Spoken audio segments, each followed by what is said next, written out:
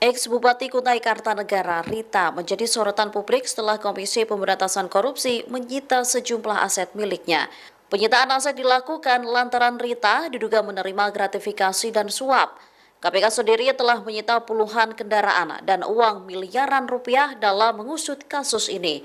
Rinciannya ada 72 mobil dan 32 motor, kemudian tanah dan bangunan di 6 lokasi. Uang mata uang rupiah senilai 6,7 miliar rupiah, sementara mata uang asing senilai lebih dari 2 miliar rupiah.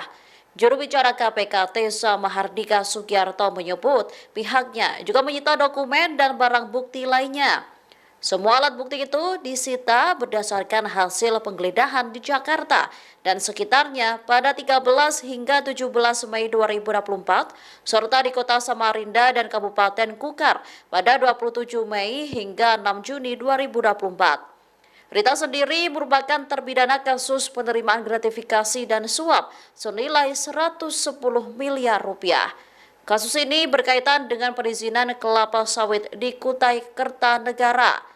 Ia divonis 10 tahun penjara oleh Majelis Hakim Pengadilan Tindak Pidana Korupsi Jakarta pada 6 Juli 2018. Download Tribun X sekarang, menghadirkan lokal menjadi Indonesia.